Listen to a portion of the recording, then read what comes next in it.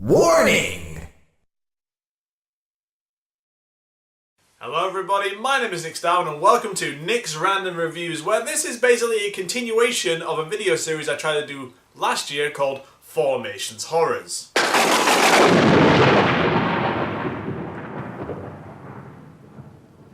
Yes, where I look at the 4 most freakiest animations I had seen on the Channel 4 series. So far we've already looked at 2 of them last year, one being Sandman and the other being Cornucopia. So if you missed them, you can find them in the description below or go onto my channel. Don't worry, I will still be here when you get back.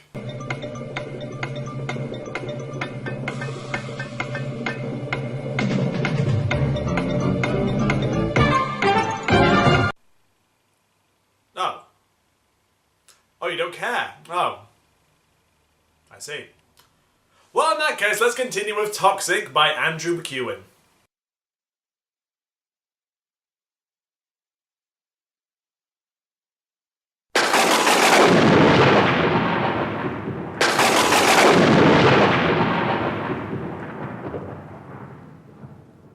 Well, we are down to the final 2, so expect some really freaky stuff now, because this particular short is something nightmarish.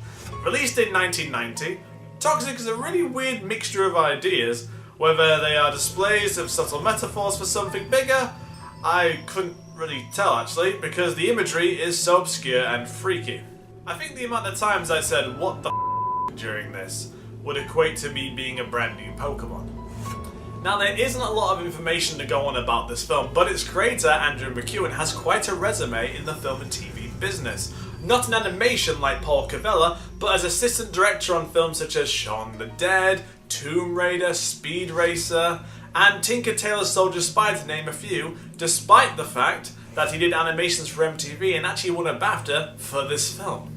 So what can be said about Toxic? Well, without giving much away, I would rather you see for yourself, and let's work it out together. So let's dive into Toxic.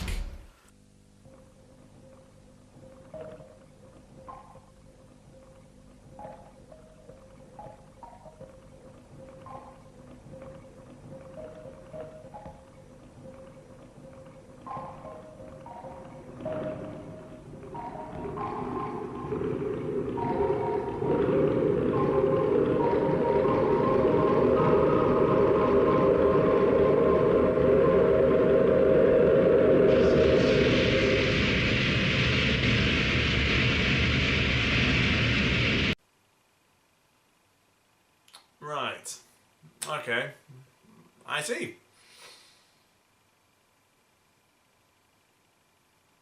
Just let me just check something.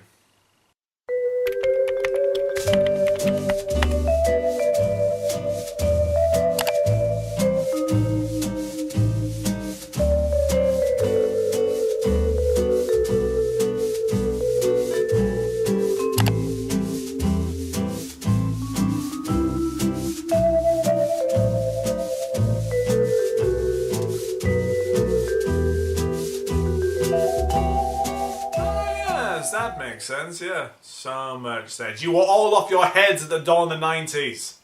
I can certainly see why this managed to win a BAFTA when its competition hadn't quite scraped the barrel, and who the f*** needs a straitjacket in compared to this introduction, which not only hit the bottom of the barrel, but went so far past it that it was burrowing into the mind of Satan himself. I don't even need to explain it. You saw it! I saw it! We all saw it! That! So after that frightful introduction, we begin with cave drawings depicting creatures of all sizes, in a sort of African temple style, while the seizure-inducing light dances around the walls, resembling which could only be a fire and... Ah! It's everywhere! It's gonna kill us all! So this freaky-ass mosquito pops up out of nowhere and proceeds to, in a very sloppy fashion, chow down on what could only be the body of a 60s Woodstock hippie, as his blood that spills out begins to do some weird psychedelic shit with various colours and firework noises, until...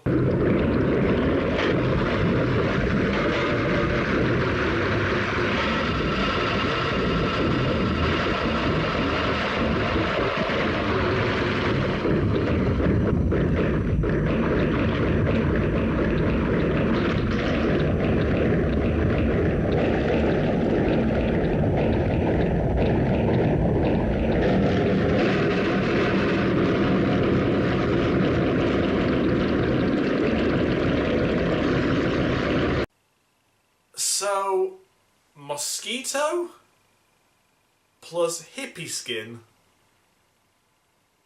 equals spider ammonite that burrows out the skin, well I assume it's skin, I've never seen the ground before, and then starts devouring things in a very disturbing and gruesome fashion. What the hell were you on? And seriously, how did you not get sick animating this? Oh god, now it's evolving. Guess there was no grinding needed for this Pokemon to reach its next level. I'm having some serious time with this because so much what the f is going on right now. I just want to move on to the next bit.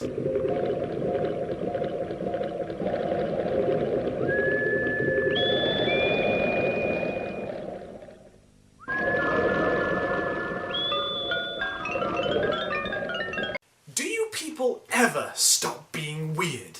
Like, not normal weird, disturbing weird. I literally just left one freaky sequence and I feel like I just 180'd back into it.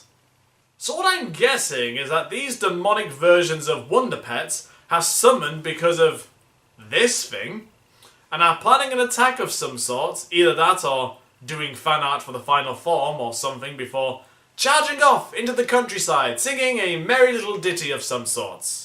Wonder Pets, we're on our way to help the baby birds and save the day. We're not too big and we're not too tough, but when we work together, we got the right stuff. Gotta say, I would have loved to have seen this being animated outside with passers-by, because that looks like a very common area to walk your dog. And I am sorry to say, but that is the closest thing to pretty visuals you are going to get for the rest of this film. So relax and enjoy them for the minutes they are on screen.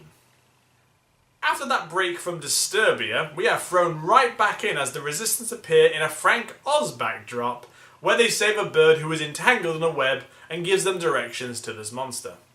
Now madam, did the culprit look anything like this? What, a giant ugly spawn of brutal legends? Of course it did. It went that way, but I'm off. Can I just ask, is anybody else getting a bit sick watching this from all the whistling and the flashing lights? Because I'm 6 minutes into this and I'm getting a super migraine. It's like when I watched Hardcore Henry, except that is vomiting inducing. I know that this is probably for artistic purposes and creating an avant-garde look, but you really limit the amount of people who can watch it. The animation is already pretty raw as it is, especially when in comparison to the last two films I looked at, but not many people could watch this, especially ones who had, sensitivity to light, and seeing that blown up on a screen, especially with no warning at the beginning, it just, you don't really know what to expect. Then again, watching the film, you don't know what to expect, but that's a whole different matter entirely. So, doing our best to ignore our seizures, the Wonder Pets find the giant Mothra-mosquito hybrid, and after a few seconds of facing off, they attack, I think.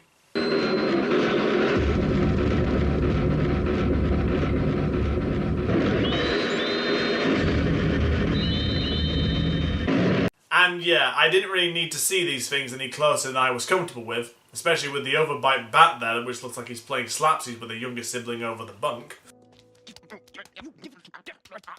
Then in odd video game fashion, Mothsquito, yeah that's what I'm calling it, deal with it, spawns two mini-bosses and...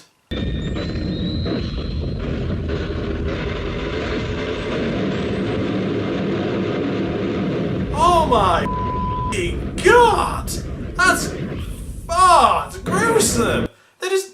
what? They just cocooned him and ripped him to pieces. Granted, I don't care much about these characters anyway, but whoa! Slow down a bit, guys! You didn't even explain your evil plan to him. You just wrapped him up and dissected him in an instant.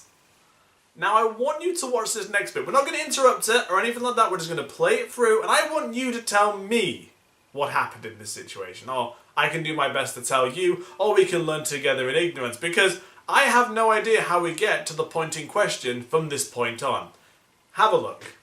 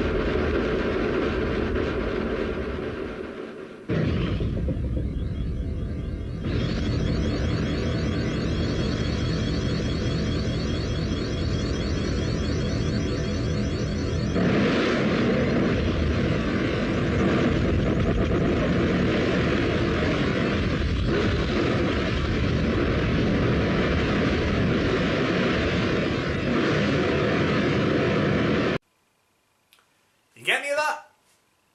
Neither did I, but let's do our best to break it down together. All three of them are fighting. That shows. I think.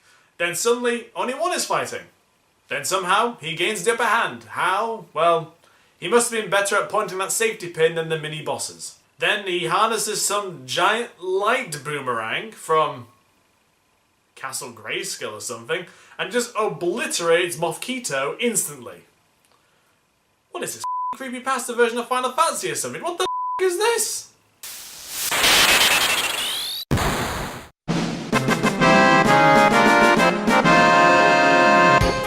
And that's it. The film is over. Platypus jumps on the boomerang and everything returns to normal. Well, when I say normal, I don't mean normal. I feel like I just watched a film by the director of Legend of the Demon Womb. And that is the end of Toxic. This very avant-garde animation. Did you feel tormented enough? There really isn't much I can add to what I've already said about this shot, but for all it's worth, it did seem like a lot of hard work was put into it, even if I feel some corners were cut, what with the taxidermy animals being used as puppets, and the shuffling of stationery around the floor to represent movement, but I suppose you could say it was ambitious in comparison to the two other films. So it's a mixed bag. I personally think it's disturbing as shit, but who knows, maybe I missed the point. You got a different opinion on this? Well, be sure to like, subscribe, and comment down below. That's the only way you can do it. I'm joking, you can. You can just comment. Just comment. Put your opinions down. I want your opinions. And yeah, and I will be back next time with the final one on my list, which I am going to make sure I do this year, which is... Oh man, I don't want to do this one. This is the one I hate the most. Although I did see some worse ones, which I might have to bring up later. Anyway, so I shall see you next time, and we will be talking about... Passion Cake. So, I have been Nick Starwind, you have been my audience, and I shall see you next time.